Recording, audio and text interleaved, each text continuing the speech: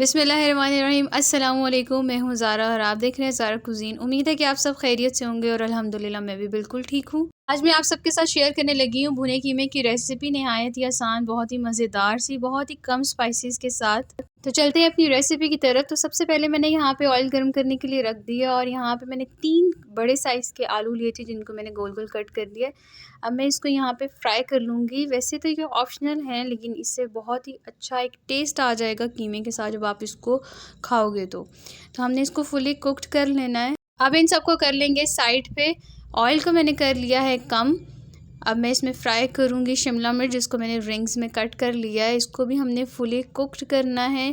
शिमला मिर्च का तो वैसे ही बहुत ही अच्छा फ्लेवर आता है हर किसी के साथ, चाहे वो आलू के साथ हो, कीमे के साथ हो, चिकन में हो या कहीं भी हो, बहुत ही मज़े का आता है। तो जी अब हमने इसको भी, ऑप्शनल है, आपकी मर्ज़ी, आप इसको ऐड करना चाहो तो कर लो, लेकिन ये बहुत मज़े का लगता है। अब इनको भी कर लेते हैं हम साइड पे। अब दूसरी तरफ मैंने यहाँ पे कढ़ाई ली है जिसमें थोड़ा सा ऑयल ऐड किया है और यहाँ पे मैंने हाफ़ kg कीमा ऐड किया है। इसको अच्छे से हमने फ्राई करना है।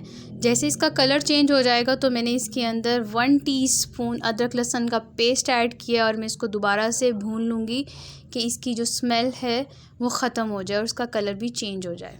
1 से 2 मिनट भुनाई करने के बाद यहाँ पे मैंने लिए हैं 2 बड़े साइज़ के प्याज जिसको मैंने छोटा छोटा कट कर लिया। इसको मैंने इतना इसमें पकाना है कि ये जो प्याज हैं ये सॉफ्ट हो जाएं।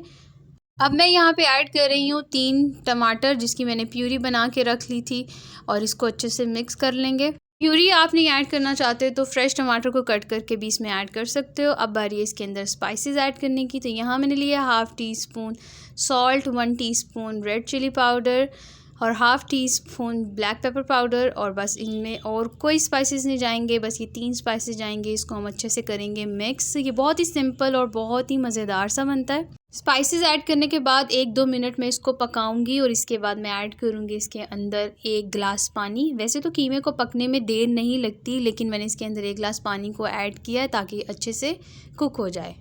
अब हम इसको कवर करके 5 मिनट के लिए मीडियम फ्लेम पे छोड़ देंगे ताकि अच्छे से कुक हो जाए। 5 मिनट के बाद मैं इसके अंदर ऐड कर रही हूँ हरी मिर्चें और इसका जो पानी था वो ड्राई हो गया था।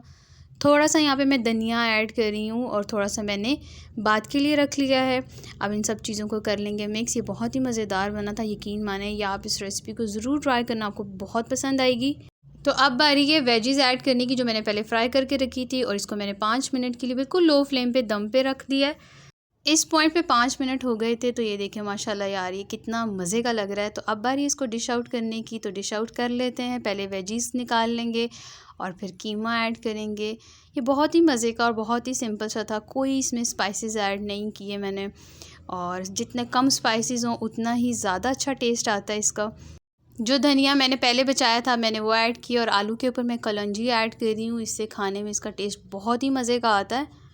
तो जी भुना हुआ कीमा हो गया तैयार। बहुत ही मज़ेदार, बहुत ही लजीज और बहुत ही सिंपल सी रेसिपी कम स्पाइसेस के साथ। उम्मीद है कि आपको आज की रेसिपी पसंद आई। अगर तो पसंद आई है तो चैनल को सब्सक्राइब करना, वीडियो को लाइक और शेयर करना मत भूलिएगा। मिलते हैं एक नई वीडियो के साथ, तब तक अपना ख्याल रखिएगा। अल्लाह हाफिज़।